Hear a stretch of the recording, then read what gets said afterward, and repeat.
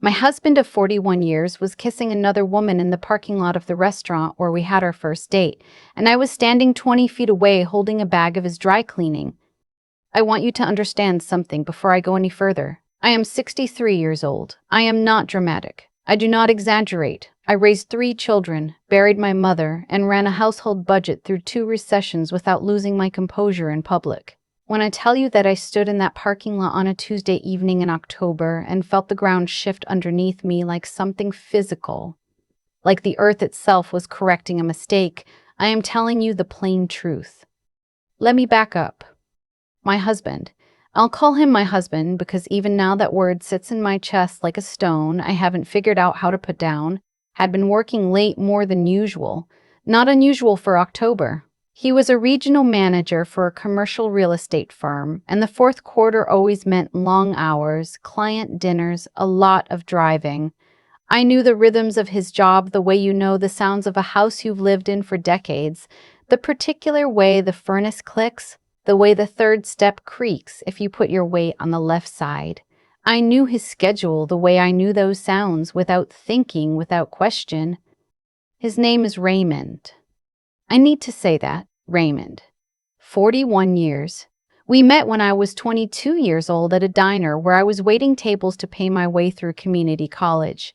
He used to sit in my section on Saturday mornings and order black coffee and wheat toast. That was it. Just coffee and toast, like a man who had already decided what he needed and wasn't interested in being surprised. I thought that was charming then. I thought a man who knew his own mind was a gift.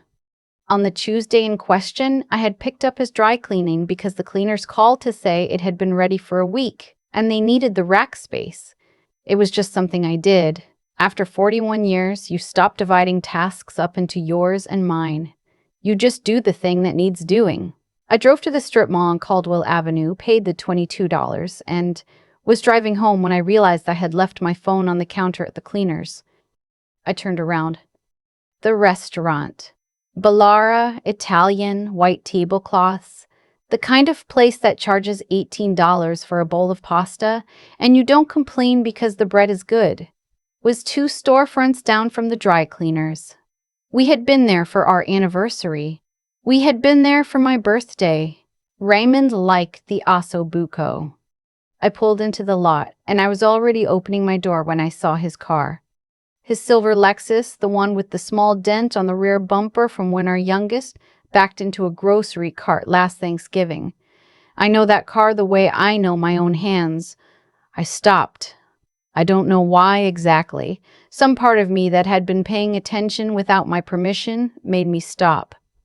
And then I saw them. They were standing between his car and the restaurant side exit in that half-dark space between the reach of the overhead lights. He had his hand on her face. Not her shoulder. Her face. Like she was something precious. Like she was something he was afraid of dropping. And he kissed her. Not a peck. Not a greeting. A kiss that had history in it. A kiss that knew her. I sat in my car for what felt like a very long time. I don't know how long it actually was. The dry cleaning was on the back seat in its plastic wrap. The engine was still running. I remember noticing, in a strange detached way, that the plastic wrap was fogging up from the heat of the car, and I thought I should turn the heat down, and then I thought that was a completely insane thing to be thinking about. I took out my phone. I had remembered to grab it from the counter at the cleaners, after all. Or maybe I hadn't forgotten it. Maybe some part of me had manufactured a reason to come back this way. I don't know. What I do know is that I held my phone up and I took pictures. Several of them. I made myself do it even though my hands were shaking, even though some very loud part of me wanted to get out of that car and cross that parking lot and say his name in a voice that would carry. I stayed in the car. I took the pictures. I drove home. I put his dry cleaning on the hook by the garage door where I always put it. I set the table for dinner. I heated up the pot of soup I had made that afternoon, a chicken and wild rice soup from scratch, because Raymond mentioned last week he'd been craving it. I stood at the stove and stirred the soup and did not cry. When he came home at 7:45, he kissed me on the cheek and said traffic had been terrible and he was starving. He washed his hands and sat down at the table and ate 2 bowls of soup. He said it was perfect. He asked about my day. I told him about my day. I told him I had picked up the dry cleaning and that the cleaners had been busy. I did not tell him anything else. I watched his face across the table, a face I've known for more than 4 decades, a face I've watched sleep, watched grieve, watched laugh, and I understood, sitting there, that I did not know it at all. That night I lay next to him in the dark and listened to him breathe, and I thought very carefully about what I needed to do next. The first thing I did was call my friend Dorothea. I have known Dorothea since 1987. She is 70 years old, sharp as a tack, and she was a paralegal for 22 years before she retired. She is the person I called when my mother was in hospice and I didn't know how to navigate the hospital paperwork. She is the person I trusted. I called her from the parking lot of a Walgreens the next morning while Raymond was at work, and I told her everything. Dorothea was quiet for a moment. Then she said, "Did you save the photos somewhere he can't access?" That was the first thing she said. Not, "Are you okay?" Not, "I'm so sorry." She said, "Did you save the photos?" That is why I love Dorothea. I had not, in fact, saved the photos anywhere except my phone, which was on the same iCloud account as Raymond's iPad. I didn't know that was an issue until Dorothea explained it to me. She told me to text the photos to her number, delete them from my phone, and go home and act like nothing had changed. She also told me to make an appointment with a family law attorney before I did anything else. "Before you confront him," she said. "Before you say a single word to him about this, you need to know where you stand first." I was 63 years old and I had never spoken to a divorce attorney in my life. I didn't even know how to find one. I sat in that Walgreens parking lot and Googled family law attorney in the name of my county, and I made an appointment for that Thursday afternoon with a woman whose name I found in the results. I told Raymond I had a dental checkup. The attorney's name was Patricia.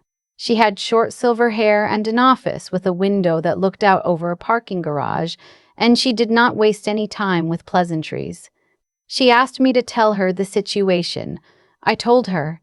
She asked how long we'd been married. She asked about the house. She asked about retirement accounts, life insurance policies, whether both names were on the deed. She typed while I talked. At the end, she said, "You're in a community property state. Everything acquired during the marriage belongs to both of you equally. Do not move any money. Do not close any accounts. Do not do anything financial before we speak again." I nodded. I wrote her a check for the consultation fee with hands that were completely steady. I went home. I made dinner. I watched Raymond eat it. For 2 weeks, I lived like this. I smiled at breakfast. I asked about his day. I slept on my side of the bed. And quietly, methodically, with Dorothea's help, I started making copies of everything. Tax returns for the past 7 years, bank statements, the mortgage documents, his pension information from the firm's HR department, which I found in the filing cabinet in the study where he kept everything organized in green folders. I photographed every document with my phone and emailed them to a new email address that I created from the library's computer on a Wednesday afternoon. I also started paying attention to the small things I had always overlooked. The receipts I sometimes found in his jacket pockets when I took his clothes to the laundry, restaurant names I didn't recognize, a florist charge from a shop on the other side of town, hotel points statement that arrived in the mail. We had never used that hotel chain together, not once. I photographed all of it. I kept a small notebook in the zippered pocket of my purse where I wrote dates and amounts and details, the way I used to keep grocery lists when the children were small. Neat, organized, quiet. I want to tell you about the moment I found out who she was, because that changed things in a way I had not anticipated. I had assumed in those first 2 weeks that she was a colleague, a client maybe, someone from his professional world who had blurred into something else. That was the story I had been telling myself, not because it made me feel better, but because it was the shape that fit. Men of a certain age and a certain kind of restlessness sometimes find women in their professional orbit. It is a terrible cliché, and it is also very often the truth. She was not a colleague. I found out on a Sunday afternoon in early November. Raymond had gone to play golf with his brother, and I was home alone. And I decided on an impulse I still can't fully explain to look through the small leather-bound notebook he keeps in his nightstand. He's kept a paper calendar in that notebook for as long as I can remember.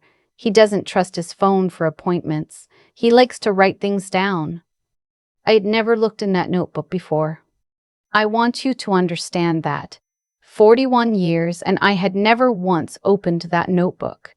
Because I trusted him. Because I thought trust was something you demonstrated through restraint. Because I believed, truly believed, that we were the kind of people who didn't do this to each other. Her name was in there, a first name only, written next to several dates in the past 3 months, along with a phone number and, next to one of the dates, the name of a hotel on the interstate about 40 minutes from our home, the same hotel chain from the point statement. And next to the name, in Raymond's careful accountant's handwriting, was a last name I recognized. It was my daughter's last name. Not my daughter, but the last name she had taken when she married 6 years ago. The last name of my son-in-law's family. I sat on the edge of the bed for a long time. I thought about his family. I thought about the woman in that family who was approximately the right age. His younger sister. She had come to our home for Thanksgiving 4 years ago. She had sat at my dining room table and eaten my food and complimented my centerpiece and asked me for my sweet potato casserole recipe. I took out my phone and I called Dorothea. Dorothea said, "Oh my God." Then she said, "Okay, listen to me. You need to tell your daughter." I did not want to do that. My daughter had enough on her plate. She had 2 young children. She had just gone back to work part-time. Her marriage was solid and good, and I did not want to take a hammer to that piece. But Dorothea pointed out what I had not yet fully absorbed. If this was what I thought it was, my daughter's family deserved to know. Her in-laws. The grandmother of her children. This was not something I could protect her from indefinitely. I called my daughter that evening. I told her I needed to see her alone without the children. I told her it was important. She came over the next day while Raymond was at work, and I sat across from her at the kitchen table where she had eaten cereal as a little girl, and I told her everything. I showed her the photographs. I showed her the notebook entry. I watched her face go through things I am not going to try to describe because some things a mother sees that she cannot put words to. She was very quiet for a long time. Then she said, "Does David know?" David was her husband, and I understood from the way she said it, carefully, quietly, her hands very still on the table, that this was now her family's wound too, not just mine. That what Raymond had done had reached across into her life and her children's lives, and the family she had built and trusted. I said, "Not yet, but he needs to." She nodded. She sat with me for the rest of the afternoon. We did not talk very much. Sometimes you just sit beside someone. My daughter told her husband that evening. He called his parents. By the end of that week, the family on that side had been told. His sister, Raymond's, denied it at first. Then, when my daughter's mother-in-law confronted her directly, she stopped denying it. My son-in-law's family cut her off. Completely. She was asked not to come to family events. She was removed from the family group chat, the one they used to plan holidays and share photos of the grandchildren. She lost her entire extended family network in the span of a week. I did not do that. They did that on their own. I had still not said a single word to Raymond. I went back to Patricia, the attorney. I told her I was ready to move forward. She explained the process, the timeline, what I could expect. She told me that in our state, at our stage of life, certain things were standard. Division of the marital home, division of retirement assets, spousal support, given that I had not worked full-time since our youngest was born, and my Social Security contributions reflected that. She told me what to expect and what not to expect, and I listened to every word. The week before Thanksgiving, on a Wednesday evening, I served Raymond a very nice dinner. Roast chicken. The good tablecloth. candles even, because I thought he should be sitting somewhere that felt settled and ordinary and like everything was fine when I said what I was going to say. He was on his second glass of wine when I put a manila folder on the table beside his plate. He looked at it. He looked at me. I said, I know about her. He started to say something. I'm not sure what, the first syllable of a denial or an explanation or something, and I opened the folder. The photographs were on top. The parking lot, the side exit, his hand on her face.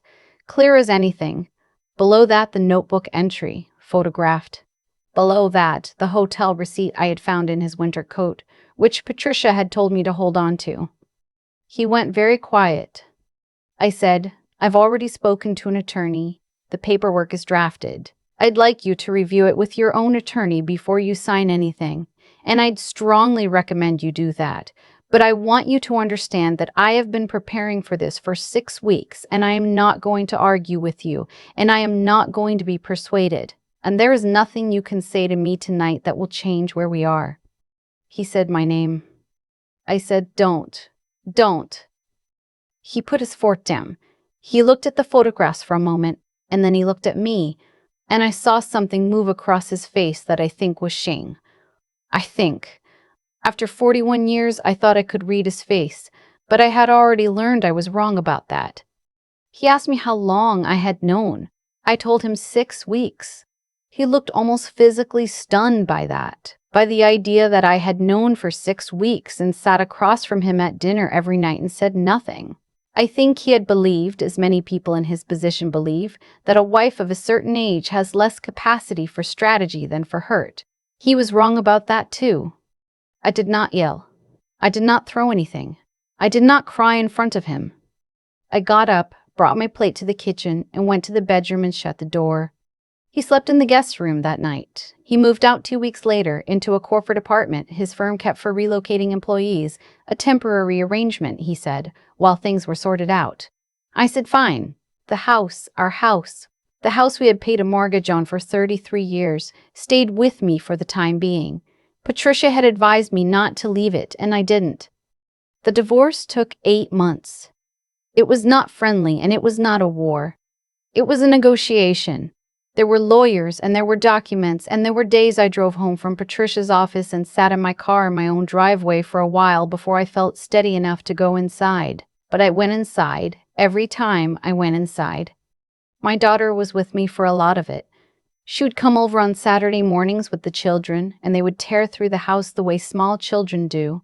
And she would sit with me in the kitchen with coffee, and sometimes we would talk, and sometimes we wouldn't. She brought me tulips once, just a gas station bunch, and put them in the blue pitcher I keep on the counter, and I found that so unexpectedly kind that I had to look out the window for a minute until I could trust my voice again. My son-in-law's family, to their credit, remained warm to me throughout. My daughter's mother-in-law called me twice. She told me in so many words that what Raymond had done reflected nothing on me, and that her family was embarrassed and sorry, and that she would always consider me a friend. I appreciated that more than I could say. Raymond, as far as I know, is still with her. I don't know the particulars of that arrangement, and I have made a decision not to seek them out. It is not my business anymore. What is my business is the house, which is paid off as of this past March. What is my business is my retirement account, which Patricia negotiated to a fair distribution. What is my business is my Thursday morning garden club and my bi-weekly lunches with Dorothea and the standing Saturday arrangement with my daughter and my grandchildren, who call me Grandma Evie and who drag me around the backyard looking for bugs, and who know nothing yet about any of this, and don't need to. I am 63 years old. I am not starting over. I have decided I dislike that phrase. It implies that what came before was a failure, that I am wiping a slate clean, that the 41 years are something I need to erase to move forward. I am not starting over. I am continuing. I am the same woman I was before that Tuesday evening in October. I know what I am capable of. I know that I can spend 6 weeks gathering evidence in silence while serving soup from scratch and sleeping in the same bed as a man I had already decided to leave, and I can do it with my hands steady. What I learned in all of this is something Dorothea said to me in the very beginning, in that Walgreens parking lot. She said, "You're not in shock. You're in information gathering mode. That's different. That's better." She was right. I stayed in information gathering mode. I did not let my grief make my decisions. I did not let my anger speak before I was ready. And when I finally did speak, over roast chicken and candlelight and a glass of wine, my husband did not finish. I said exactly what needed to be said and nothing more. I want you to know that the realization I want to leave you with is not about him. It is not about her. It is not about the marriage or the betrayal or the 41 years. The realization is this: I handled it. Not perfectly, not without pain, not without nights in the dark where I lay still and felt the weight of all of it pressing down on me until I didn't know how I was going to breathe through to morning. But I handled it. And in the handling of it, I found out something about myself that I think I always suspected but never had occasion to prove. I am not a woman who falls apart. I am a woman who makes soup and gathers evidence and calls the right people and sits with her daughter on a Saturday morning until the thing feels survivable. That's enough. It turns out that's always been enough. I think about the soup a lot. The chicken and wild rice soup I made that afternoon, from scratch. While already knowing what I knew, there's something in that detail that tells me more about who I am than almost anything else from those months. Not the attorney meetings, not the documents, not the confrontation over the good tablecloth. The soup, the fact that I stood at that stove and stirred it and did not burn it and served it hot. People who have not been through something like this sometimes ask what they should do if they ever found themselves there. And I never quite know how to answer, because the honest answer is, you don't know until you're in it. What I can tell you is what I learned by being in it. The first thing I learned is that how you behave in the worst moment of your life is a reflection of everything you have built inside yourself long before that moment arrived. Raymond's choices were his own, and I am not interested in performing his moral inventory here. But what he did, the secrecy, the years of it, the casual cruelty of coming home and eating my food and asking about my day, was the result of a long erosion of something internal, something that keeps a person honest when no one is watching. I had spent 41 years assuming we shared that. I was wrong, and I think the reason his choices ultimately could not touch mine is because I had spent those same 41 years building something in myself that held. The second thing I learned is that clarity is its own kind of power. Dorothea asked me immediately, "Did you save those photos?" Not because she's a cold person, she is one of the warmest people I know, but because she understood something I had not yet articulated to myself. Grief and clear thinking are not the same thing, and in that moment I needed the second one more than I needed to indulge the first. Every step I took after that parking lot, the new email address, the library computer, the green folders, the attorney, was an act of using my mind as a tool rather than a wound. I had always thought of myself as an emotional person. I found out I was also a precise one. The third thing, and maybe the hardest, I stayed. Not in the marriage. In myself. There were nights in those 8 months when the loneliness was so physical it felt like something sitting on my chest. 41 years of a life organized around another person, and then you are reorganizing it around yourself. And you are 63 years old, and it is terrifying in a way I will not minimize. But I did not collapse. I did not make desperate decisions. I did not let the fear of being alone turn me into someone who accepted less than I deserved. I got up every morning, and I handled the next thing. Raymond got what his choices earned him, not as punishment from some outside force, but simply as the natural consequence of how he had lived. The woman he had chosen over 41 years of marriage was cut off by her entire family within a week. The retirement he had expected to share was divided down the middle. The house where he thought he would grow old is the house where I am growing old, alone, with tulips in a blue pitcher, and my grandchildren tearing through the rooms on Saturday mornings. I used to think resilience meant not breaking. Now I think it means knowing exactly what you're made of once you do. I am Evie. I make soup from scratch. I gather evidence. I pay attention. And it turns out that was always enough.